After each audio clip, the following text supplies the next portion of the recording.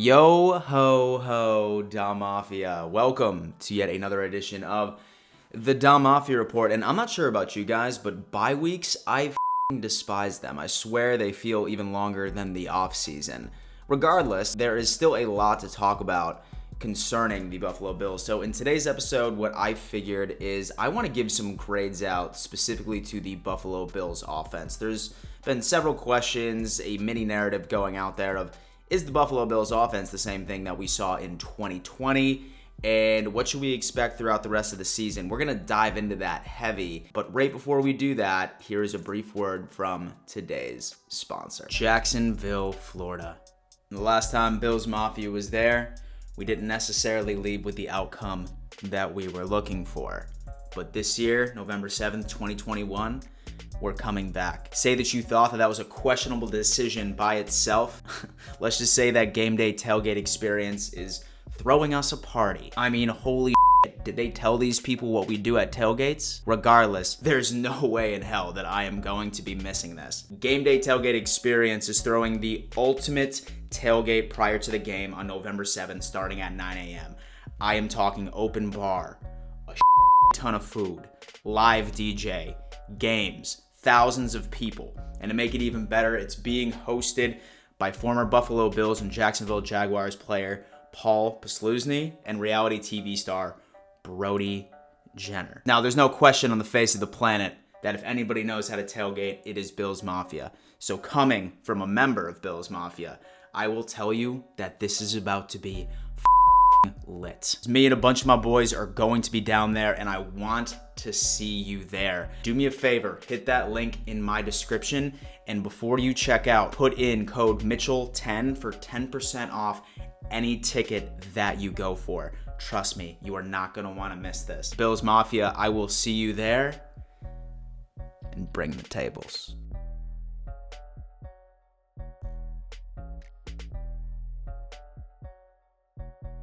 And so I know, Del Mafia, that we didn't necessarily go into the bye week on a high note. In fact, this is the second year in a row where we not only go into the bye with a loss, but we're going into the bye week as a 4-2 team. However, both seasons, there was virtually no reason to panic. Even last year when we dropped 2 in a row, this year losing to the Titans in an absolute heartbreaker, not something I am too concerned about. Our offense still seems to be reeling, which is a tremendous segue into my overall grades. With any offense, of course, you need to start off with Josh Allen. Starting off at the beginning of the season, I'm not going to lie, I was a little nervous. I thought that the narrative going around that Josh couldn't play in front of crowds was surfacing for the most part. His first 2 games were not impressive whatsoever, but after week 2, he completely turned it on. I mean, his completion percentage ended up going through the roof. His overall decision making, passing yards,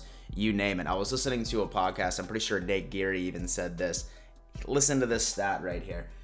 Josh Allen is basically 37 for 38 in pass attempts of 20 yards and more once you account for adjusted completions. Is that, of course, not considering any type of throwaway or drop. And so once again, he's been able to polish something that he struggled with in the past. It seems to be improving even more. His overall presence at the line of scrimmage has clearly made an impression. He still has that big play capability. Overall, Josh Allen is absolutely looking great. One of the other narratives that always haunted this guy is the fact that, Josh Allen wouldn't be anything unless he had Stephon Diggs. I would have to disagree. Josh Allen has been legitimately sprinkling the ball all across the field, gaining chemistry with so many different receivers and weapons on this team so far. He has really grown into becoming that franchise quarterback that we needed for a very long time. Now, I'm fully aware that the game against the Titans this past week was certainly a disappointment that he didn't get that extra centimeter going into 3rd and goal, or he wasn't able to convert that QB sneak up the middle, which he does 99% of the time. But overall, Josh Allen has been wildly effective, minus maybe 1 or 2 misreads. Overall, I'm going to have to give Josh Allen an A- so far within this offense. Second up, I'm probably just going to have to address the weakest part of our offense, and unfortunately, it's going to have to be our offensive line.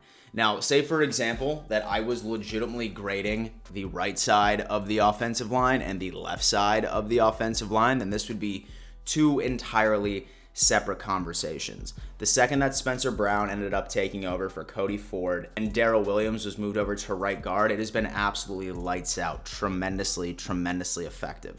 However, our left side, when it comes down into Jon Feliciano and Dion Dawkins, has been an entire different story. Now, I'm not going to sit here and say that COVID did not affect Dion Dawkins whatsoever. It very well may have, but he has not been playing well. And so this man is supposed to be our best offensive lineman that we have on the team. And in my opinion, I think that he still is. I just think that he's going through a bit of a dry spell and needs to be able to make a transition. But he largely blew that coverage that didn't allow Josh Allen to be able to convert that QB sneak when we were on the Titans' 3-yard line at that point. So he's certainly been having his struggles. He's been having a lot of penalties. And so is the rest of the offensive line, honestly. I mean, anytime that we play any type of defensive line that is super physical, I'm talking like game-breaking, like you're terrified that they're going to get to your quarterback, we've either been blowing coverages or we have been getting holding flags all across the field. Now, you're probably going to ask me, Dan, what can we do about this? We can't trade anybody. Dude, most NFL teams don't trade offensive linemen. You want to know why? Because they are so hard to find. They are absolutely so hard to find. So at the end of the day, we really just need Dion Dawkins and Feliciano to be able to step up and sort of get us through the rest of this season. At the end of the day, we just need to really just have our offensive line have a wake-up call. It's either that or Josh Allen's just going to need to get the ball out of his hand a bit more, or perhaps even just roll off to the right and don't dare roll off to the left. As far as a grade, this is probably going to sound pretty harsh, but as far as our offensive line, I'm going to have to go ahead and give him a C-. I'm not going to lie. If I was exclusively grading the right side, I'd probably give them a B+. So next up is going to be our receiving options. I'm also going to loop in tight end in this situation. This is the best unit on our team, right? I mean, super close to Josh Allen. We are absolutely stacked when it comes to receiver.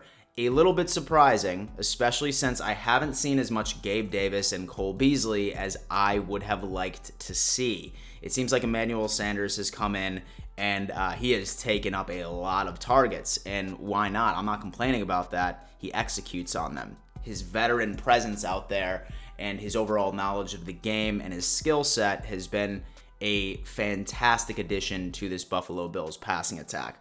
He has been doing great. Stephon Diggs has been doing amazing, minus a lot of touchdowns.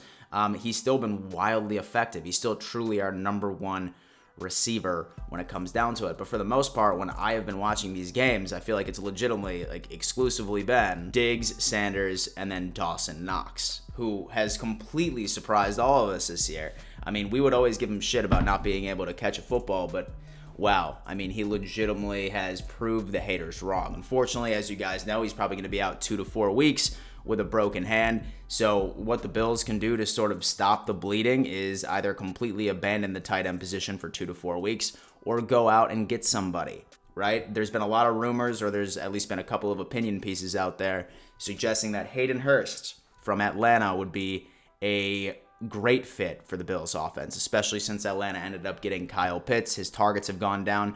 He's very effective. So I'm going to be very interested to see what happens in that area. It's overall receiving weapons. I mean, say that I had a nitpick, I just wish that they would include Beasley and Gabe Davis a bit more. I know that Davis was hurt for a game or two. Maybe his injury was a bit more significant than most of us have thought.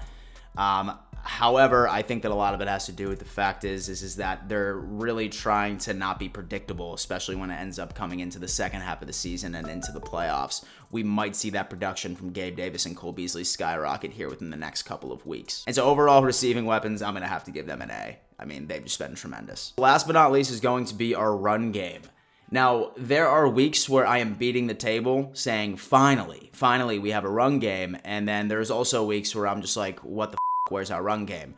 So what I really have looked at from this backfield is complete inconsistency, right? We are able to run the ball against tremendous defenses. And I mean, there's a couple of games where Moss and Singletary were averaging about 4 to 5, maybe even 6 yards per carry. But a perfect example is going up against Tennessee this past Monday. They had one of the worst run defenses in the league, and Zach Moss and Devin Singletary were averaging about 2 yards a carry. we still very much need a consistent running back on this team. I know that they both showed flashes, but consistency is exactly what we need. When the running backs are on, they are on. That's an entire separate grade. When they're not, that's an entire separate grade. So I'm legitimately keeping it right in the middle at this point.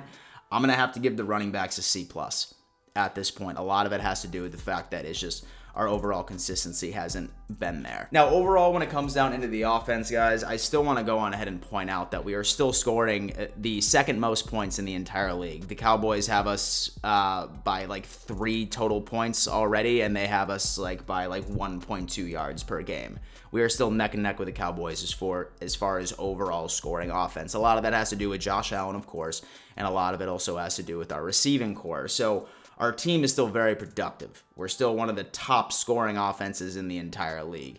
So putting everything together where I am sitting at for this offense, I'm going to have to give them, and keep in mind, this is everything included of what we just talked about, a B. I think that there is a little bit of room for improvement. I think that if our left side of our offensive line can start showing a bit more production, I think that if our running backs could be a bit more consistent, there's no doubt in my mind that I could see them being an A to an A+. But luckily, this is at the beginning of the season, and this doesn't matter. What matters is the last half of the season and the playoffs, and of course, the road to the Super Bowl. So, Dom Mafia, do me a favor, leave a comment. What are your grades on all of those position groups, all of those position rooms? I'm always curious. And then what's your overall grade for the offense? Really love to hear it. And then please feel free to drop in any other thoughts or concerns. Thank you so much for tuning in to yet another edition of the Dom Mafia Report. And before I let you go, you better always remember, let's go Buffalo.